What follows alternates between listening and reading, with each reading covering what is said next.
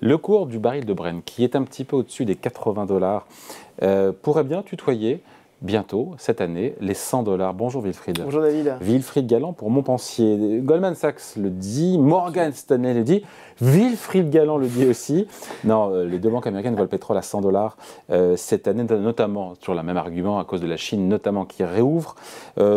Pour vous, ce n'est pas la seule raison qui pourrait plaider pour un rebond, hein. Oui, alors ça, effectivement, c'est la belle raison. On se dit, finalement, ce serait bien, parce que ça voudrait dire que l'économie repart. On l'a vu ce matin avec des indicateurs d'activité en Chine, d'ailleurs. Exactement. Alors, les indicateurs, justement, ils sont parfaitement bien tombés. C'est-à-dire qu'ils sont en progression, au-delà de 50, mais ce n'est pas non plus les 60, 65 qu'on a connus au moment du pic de l'activité. Indice des directeurs d'achat. Indice des directeurs d'achat. Au-delà de 50, c'est l'expansion. En dessous de 50, voilà, c'est la contraction. Et plus on va au-dessus de 50, hein, c'est une échelle logarithmique. Donc si on est à 55, 60, ça veut dire qu'on est vraiment dans une...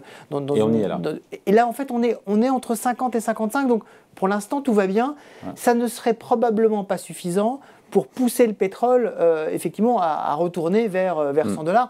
Je rappelle juste quand même qu'en mai dernier, on était au-delà de 120 $ le baril. C'est là que je me dis que, pardon Wilfried, je vous adore, mais nous parler de rebond du pétrole alors qu'il est en baisse de 17% sur un an, vous êtes à contre-courant là. Alors, enfin vous et Goldman Sachs et Morgan Stanley. En fait, ce qu'il faut, c'est effectivement regarder à un petit peu plus long terme, parce que la baisse du pétrole, c'est une très bonne nouvelle. Et pourquoi c'est une très bonne nouvelle? Pourquoi est-ce qu'on s'intéresse au pétrole en fait? On s'intéresse au pétrole non seulement parce que c'est une énergie dont on a besoin tout le temps, mais c'est parce que c'est un indicateur avancé très important de l'inflation mondiale. Et donc, c'est un indicateur qui va nous donner justement une perspective sur les fameuses hausses de taux. Est-ce qu'on va aller vers encore plus de hausses de taux? Est-ce qu'on va aller vers une contraction de l'économie générée justement par les banques centrales? Le pétrole, c'est l'indicateur avancé parfait, puisque quand vous regardez par exemple les indices d'inflation aux États-Unis, vous avez le pétrole qui fait un sommet, on en parlait juste à l'instant, à 124 $ le baril en mai. Vous avez l'inflation générale, ce qu'on appelle headline, l'inflation générale aux États-Unis, qui fait un pic en juin, et vous avez l'inflation cœur qui fait un pic en septembre. En fait, c'est véritablement dans ce sens-là. Et donc, la question, c'est qu'est-ce qui pourrait, au-delà des belles raisons, c'est-à-dire un rebond mondial entraîné par la Chine, qu'est-ce qui pourrait nous faire craindre un retour du baril de pétrole au-delà de 100 $ et donc une espèce de spirale inflationniste? Parce qu'on va manquer de pétrole, selon vous, dans les prochains mois. Deux éléments. Quoi, on va manquer de pétrole? Alors, je pense qu'il y a plusieurs éléments. D'abord, on consomme plus de pétrole tous les ans. Donc cette année, on va avoir une augmentation de la consommation de pétrole grâce à la Chine, ou à cause de la Chine, et de l'Asie. Ce n'est pas grâce à l'OCDE. Hein. Tous les pays développés font des efforts justement pour consommer de moins en moins de pétrole, mais ce n'est pas le cas dans d'autres parties de la planète. Et donc, globalement, quand on regarde les diminutions de production, en particulier venues de la Russie, mais pas seulement, est venu d'un certain nombre d'autres pays, et les augmentations de consommation, on va, selon l'AIEA, manquer cette année d'environ... Agence internationale de l'énergie. Exactement, on va manquer cette année à peu près de 1,8 million de barils jour, soit presque 2% de la consommation. Alors, c'est pas non plus... C'est pas énorme, mais ça veut dire, si on manque 2%, ça veut dire qu'on a une pression à la hausse des prix, c'est normal, et on a, deuxième élément, dans ce cas-là, une pression à la baisse des stocks. Et c'est le deuxième élément qu'il faut effectivement regarder d'un point de vue conjoncturel, on viendra sur la partie structurelle après, c'est on a une baisse des stocks stratégiques mondiaux qui est de pétrole, qui est très très nette depuis 2020. Jusqu'en 2020, on était à peu près sur 4 milliards de barils. Ils sont où ces barils? Globalement, ils sont un peu partout. Alors on parle beaucoup de Cushing dans l'Oklahoma, hein, mais c'est toutes des réserves stratégiques de pétrole qui sont en France, en Europe, aux États-Unis, un peu partout dans le monde. Et on est au plus bas. Et en fait, on était à 4 milliards.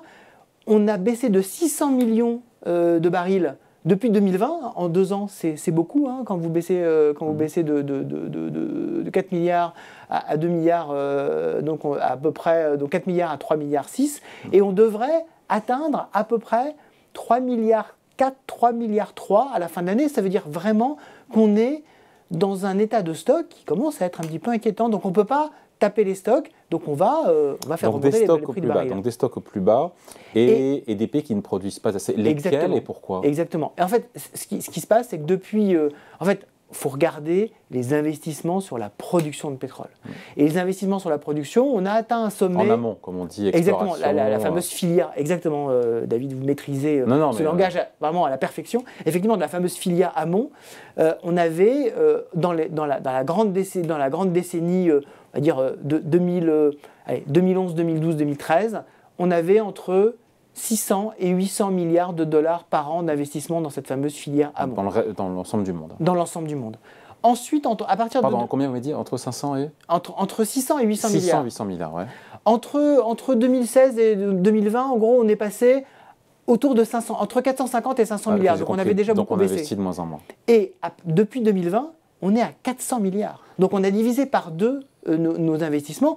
Et dans les matières... Pour chercher de nouveaux puits et de nouveaux... Exactement, ou pour améliorer... C'est une bonne nouvelle aussi pour la planète, parce que pour le climat, on développe des énergies renouvelables. Alors, bon, c'est pas le sujet du jour, mais... En fait, c'est totalement une bonne nouvelle à moyen terme. La question, c'est comment est-ce qu'on passe la période de transition? C'est toujours pareil, c'est-à-dire que lorsqu'on se projette effectivement à horizon 10 ans, on dit finalement, dans 10 ans, tout ira bien. La question, c'est comment est-ce qu'on va passer les... quelques trimestres, quelques années qui nous viennent où on a toujours besoin de pétrole. Et donc, si il y a un déficit d'un peu moins de 2 millions de barils le jour cette année, le rééquilibrage sur le marché va se faire au travers des prix, d'où la pression à hausse sur les prix. Exactement. Et comme on a moins de stock, on ne va pas pouvoir effectivement avoir... Mais qui peut produire plus à court terme aujourd'hui? Alors, la question d'aujourd'hui, c'est que, en fait, la seule zone qui produit en dehors de l'OPEP, l'OPEP a encore un peu de réserve, mais on voit que l'OPEP a quand même du mal à augmenter ses... Quand l'OPEP augmente ses quotas, ils ont quand même du mal à les remplir. Donc déjà pour l'OPEP, c'est compliqué. Après, il y a le pétrole russe, mais bon... Alors, il y a le pétrole russe, mais le pétrole russe, c'est quand même déjà de plus en plus compliqué. Ouais. Voilà, c'est quand même sulfureux, c'est le cas de le dire pour le pétrole. Et puis on a le pétrole américain. Et le pétrole américain, c'est celui qui sert... Voilà, le pétrole de schiste, c'est celui qui sert de pétrole d'équilibre. Or aujourd'hui, quand vous regardez la production hors OPEP, depuis 2020, on a fait croître cette production d'environ 3,5 millions de barils jour. Vous allez dire, c'est très bien. La seule production du bassin du Permian, du Permian, c'est au Texas en fait. C'est voilà, la partie la plus intéressante du pétrole de schiste, a augmenté de 4,5 millions de barils jour. Ça veut dire que, en fait, en dehors du Permian, on baisse de 1 million de barils jour depuis 2 ans. Donc seul le bassin du Permian, hors OPEP, seul le Permian creuse est en capacité pour l'instant. Et on voit que ça commence à devenir de plus en plus compliqué. Pourquoi? Vous venez de le dire. Il y a de moins en moins de capitaux qui s'investissent dans le pétrole. On demande à la fois de plus en plus de rentabilité, et les gens qui veulent investir dans le pétrole, il y en a de moins en moins. Donc le pétrole, ce n'est pas une super matière première en termes effectivement de qualité de vie, mais on en a vraiment besoin.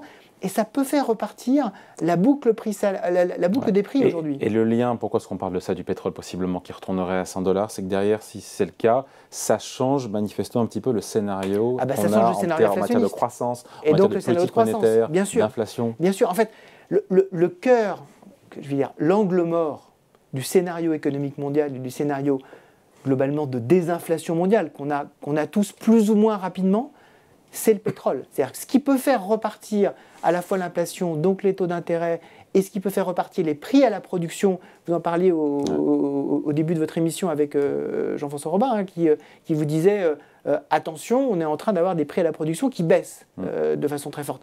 Si on fait remonter les prix de l'énergie, on va avoir de nouveau des prix à la production qui vont monter. On aura une hausse de 20%, 25%, c'est pas non plus la mer à boire, une hausse du pétrole non, de 20, tout à fait. Mais en revanche, c'est très important pour qu'on continue à avoir ce mouvement de désinflation. Ouais. Le mouvement de désinflation, qui pourrait être enrayé si jamais... Qui pourrait être enrayé, et c'est effectivement dans le miroir de l'économie, c'est un peu l'angle mort, donc il faut vraiment surveiller ça. Pour l'instant, on ne le regarde pas trop parce que, vous l'avez dit, on est en baisse de 17% depuis le début de l'année, tout va bien.